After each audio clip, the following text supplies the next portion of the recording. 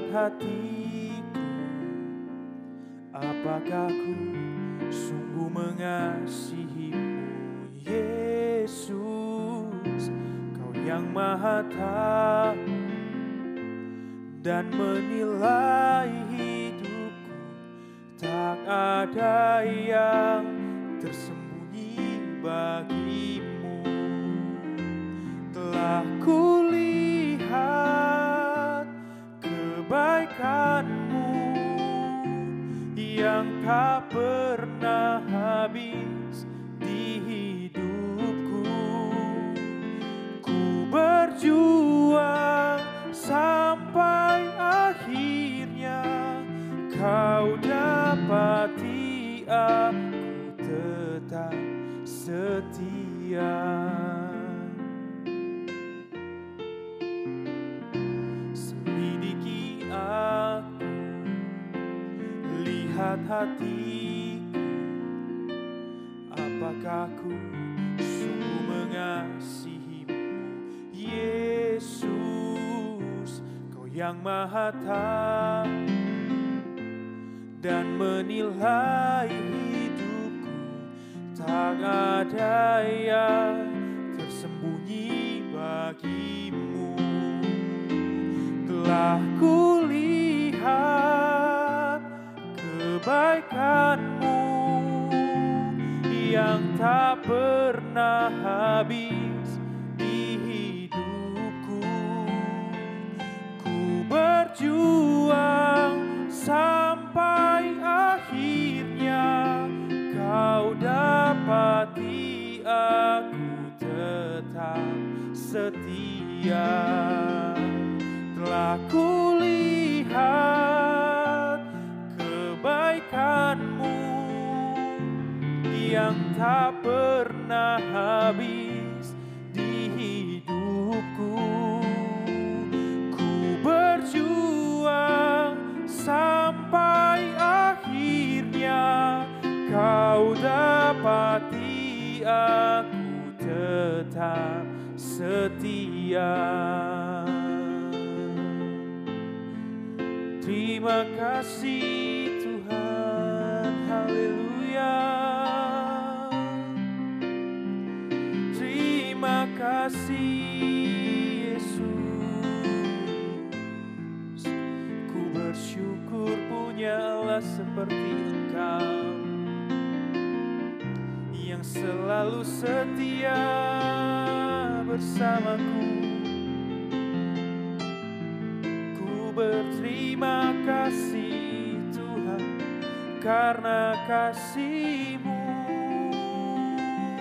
Yesus. Haleluya,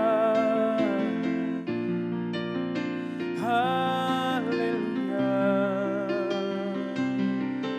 Terima kasih, naikkan syukurku di hadirat-Mu. Syukur selalu, Kau setia, Kau setia, Kau mulia Tuhan. Kau selalu baik di dalam hidup ini. Kau selalu besertaku, ku bersyukur. Haleluya.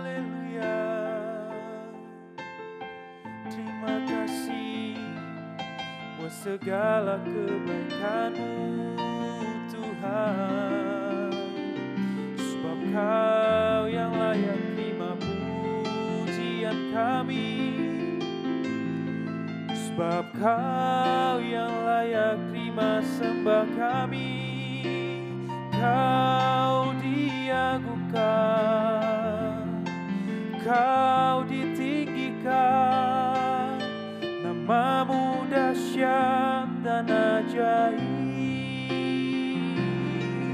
Terima kasih Bapa, terima kasih Tuhan, terima kasih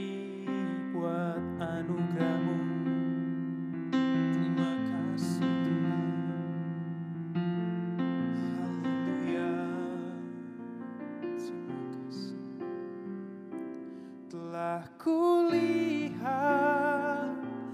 kebaikan-Mu yang tak pernah habis di hidupku.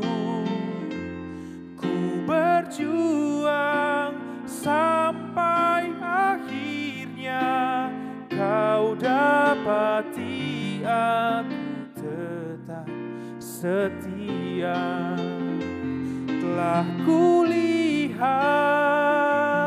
kebaikan-Mu yang tak pernah habis di hidupku.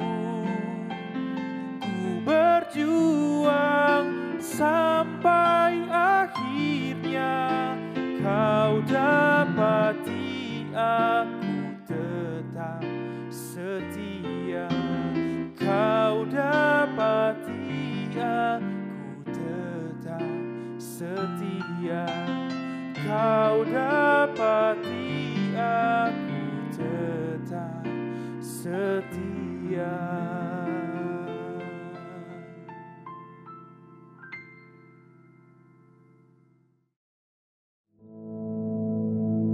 Our Father, which art in heaven, hallowed be thy name. Thy kingdom come, thy will be done in earth as it is in heaven. Give us this day our daily bread, and forgive us our debts, as we forgive our debtors. And lead us not into temptation, but deliver us from evil. For thine is the kingdom, and the power, and the glory, forever. Amen.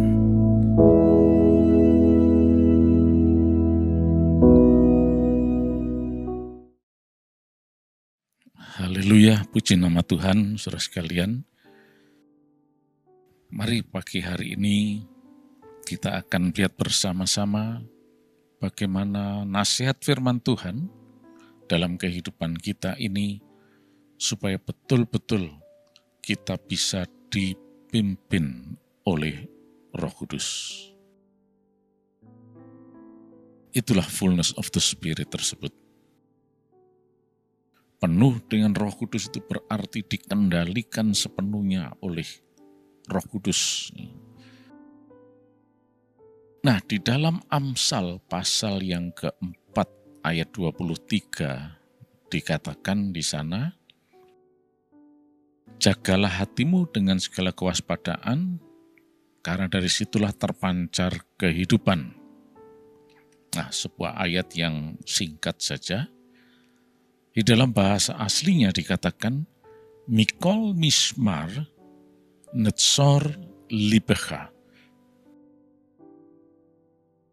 Mikol mismar netzor libecha. Diterjemahkan sebagai jagalah hatimu dengan segala kewaspadaan.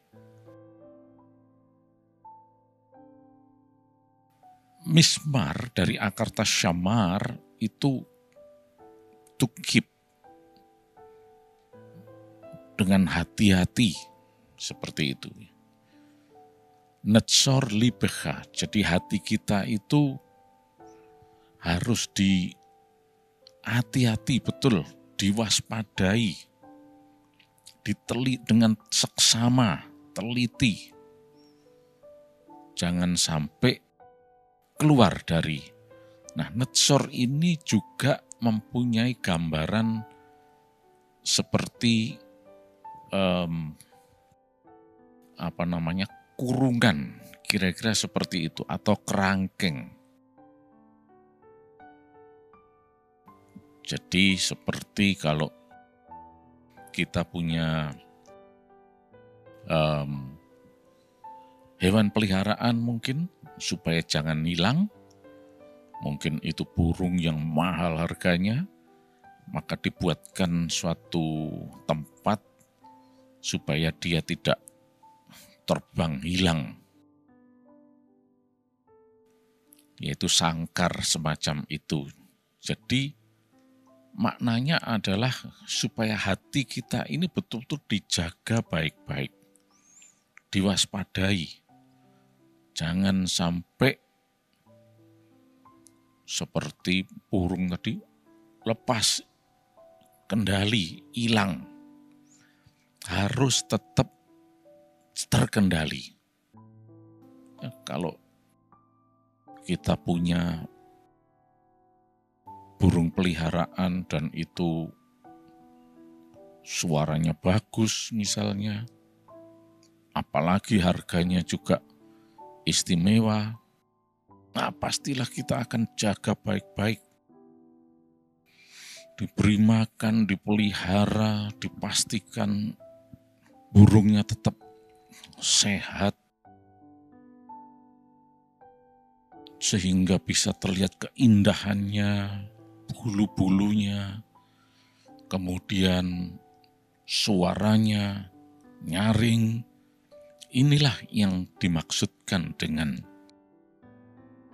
menjaga hati dengan segala kewaspadaan. Jadi hati kita betul-betul dijaga betul, supaya tidak tanpa kendali lagi. Karena dikatakan ki mimenu totseot hayim. Karena dari dalam itu terpancar kehidupan. Jadi hati kita ini merupakan suatu sumber yang akan memancarkan kehidupan. Nah, kehidupan di sini itu dimanifestasikan dalam pikiran, perasaan, kehendak. Jadi dikatakan manusia yang hidup itu dia punya pikiran, dia punya perasaan, dia punya kehendak. Nah, Tuhan mau supaya hati kita ini memancarkan pikiran yang benar, perasaan yang sesuai, dan juga kemauan sebagaimana Tuhan mau. Itulah yang dimaksudkan terkendali. Bagaimana pikiran ini dikendalikan, dituntun oleh Roh Kudus, sehingga bisa mewujudkan pikiran-pikiran yang benar di hadapan Tuhan. Perasaannya pun demikian, kemauannya juga demikian, karena ini adalah pribadi, bukan robot. Punya pikiran, perasaan, punya kehendak, bisa merasa dan seterusnya. Inilah kehidupan. Dan ini bersumber pada hati. Ketika hatinya ini atau sumbernya ini bagus, maka yang terpancar keluar adalah aliran yang bagus juga. Kita lihat kalau ada mata air atau sumber mata air yang jernih airnya, bersih, dan juga total dissolve solventnya itu sangat rendah, maka dikatakan air ini air yang bagus, ya. Karena sumbernya bagus. Tapi coba kalau kita lihat sumber mata air yang enggak bagus, mungkin keruh airnya dan juga mengandung banyak zat-zat yang tidak baik untuk tubuh dan seterusnya, ya. Ini disebabkan karena memang sumbernya tidak baik. Begitu juga kalau hati ini merupakan sumber yang baik, maka akan terpancar sesuatu yang indah, yang memuliakan Tuhan. Tetapi kita tidak usah khawatir, karena hati ini bukan sumber independen. Artinya, ya sudah, apa boleh buat, ya memang hatinya begitu ya. Ya sudah, memang sumbernya tidak baik, atau hatinya tidak baik, ya akhirnya ya yang terpancar, yang keluar adalah pikiran yang tidak baik, perasaan yang tidak baik, kemauan yang tidak baik. Bukan demikian ceritanya. Karena hati ini pun itu connect dengan Tuhan sebetulnya. Jadi hati manusia ini bukan sesuatu yang independen, sumber mandiri seperti itu, bukan. Tapi connect dengan Tuhan, Sang Pencipta. Nah, koneksinya ini adalah dikenal sebagai pimpinan Roh Kudus, dikendalikan oleh Roh Kudus, dan seterusnya. Sehingga hatinya ini bisa menjadi seperti sumber yang baik. Dan terpancarlah dari situ hasil yang bagus juga. Pikiran yang bagus, perasaan yang bagus, kehendak yang bagus, yang berkenan di hadapan Tuhan. Ya, jadi sekarang masalahnya adalah hati kita ini harus betul-betul connect dengan Tuhan. Sebab kalau tidak, ya tidak ada yang benar, tidak ada yang baik. Sebab satu-satunya yang benar, satu-satunya yang baik, hanya Tuhan Yesus saja, tidak ada yang lain. Karena Dia adalah sumber dari segala sumber. Ketika kita connect dengan Yesus, Roh Kudus mengendalikan, nah dari situlah akan terpancar kehidupan, yaitu pikiran yang baik, perasaan yang baik, kemauan yang benar, dan seterusnya.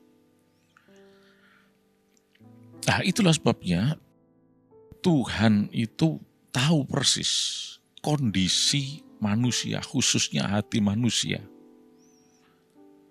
Ketika manusia jatuh dalam dosa, putus hubungan dengan Allah, ya sudah. Yang tampil adalah hati yang tidak baik.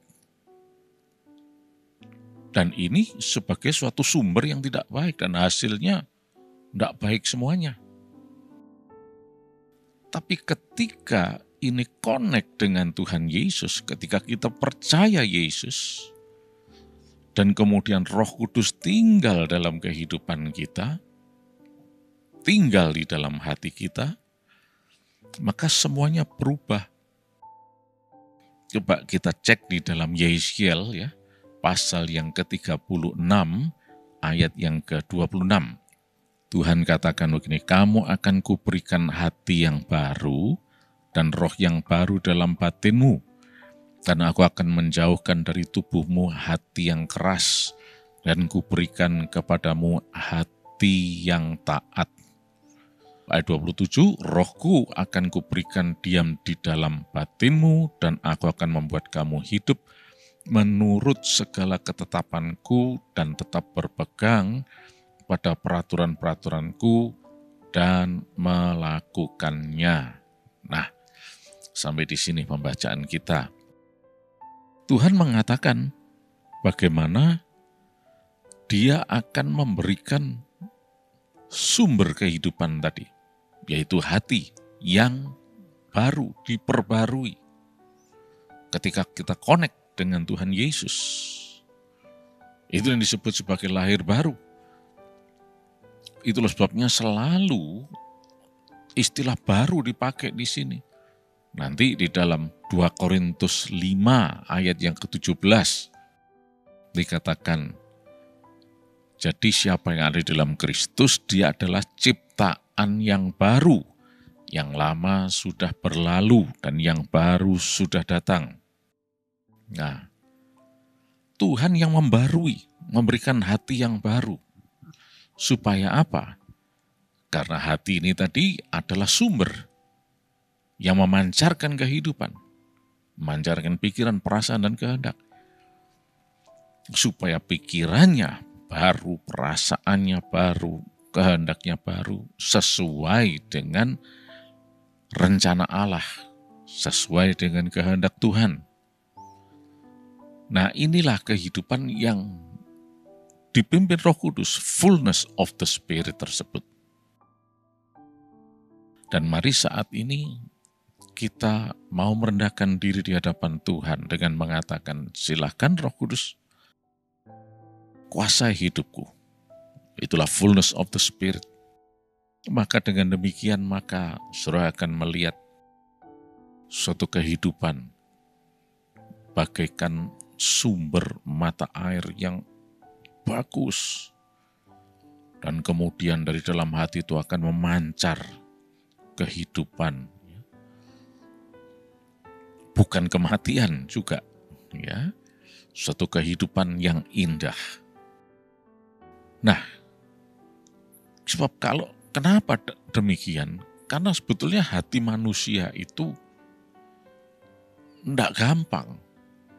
Bahkan tadi kembali dalam ayat 26 dikatakan, bagian B, aku akan menjauhkan dari tubuhmu hati yang keras, dan kuberikan kepadamu hati yang taat. Diubah menjadi hati yang baru, hati yang mau dipimpin Roh Kudus. Kehidupan yang mau dituntun Roh Kudus. Sebab yang tidak mau dipimpin Roh Kudus adalah hati yang keras itu. Keras ini berarti sudah nggak bisa diapa-apakan. Di dalam terjemahan bahasa Asia dikatakan batu. Lev ha-eben. Eben itu stone, batu. Sebetulnya batu nggak bisa diapa-apain. Bisanya apa? Dipecah, dihancurkan. Berbeda dengan tanah liat, bisa dimold, bisa dibentuk menjadi suatu perkakas yang indah. Tetapi batu nggak bisa diapa-apakan karena keras. Bisanya ya dipotong atau dihancurkan, dipecah. Nah, ini seperti apa yang terjadi dalam kehidupan orang Israel. Dikatakan mereka ini, kalau kita baca dalam Keluaran pasal 33 ayat yang ketiga, ya, yakni ke suatu negeri yang berlimpah-limpah dengan susu dan madu, sebab aku tidak akan berjalan di tengah-tengahmu, karena engkau ini bangsa yang tegar tengkuk. Tuhan mengatakan di sini, umatnya ini tegar tengkuk. Di dalam bahasa aslinya, kasya oref. Kasya itu hard, keras. Ini sama dengan hati yang keras tadi, hati yang membatu tadi. Dan kita tahu bagaimana umat Israel ini selalu menampilkan maunya sendiri, ya. Dalam perjalanan menjelang masuk tanah perjanjian sesuai yang dijanjikan Tuhan, berontak, marah-marah. Di dalam Bilangan pasal yang ke-14 itu, ya. Hanya gara-gara dapat laporan dari para mata-mata, 10 orang yang melaporkan yang tidak baik, mereka terpengaruh dan memusuhi Yosua dan Kaleb. Dalam Bilangan 13 dan kemudian dilanjutkan pasal 14.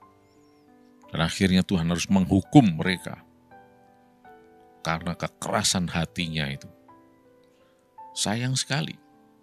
Padahal sudah di depan mata itu tanah perjanjian. Mereka nggak bisa masuk. karena hati yang keras tadi, yang membatu itu. Tetapi ketika diperbaharui oleh Yesus, maka hati ini menjadi bagaikan sumber mata air yang bagus. Oleh karena itu, saya percaya semua orang kepingin punya perasaan yang indah, pikiran yang bagus, kemauan yang benar. Itu tidak bisa diatur dari diri kita. Itu bisanya adalah ketika kita mau dituntun oleh Roh Kudus. Dikendalikan oleh Roh Kudus. Inilah fullness of the Spirit tersebut. Maka Roh Kudus itu akan membarui hati kita.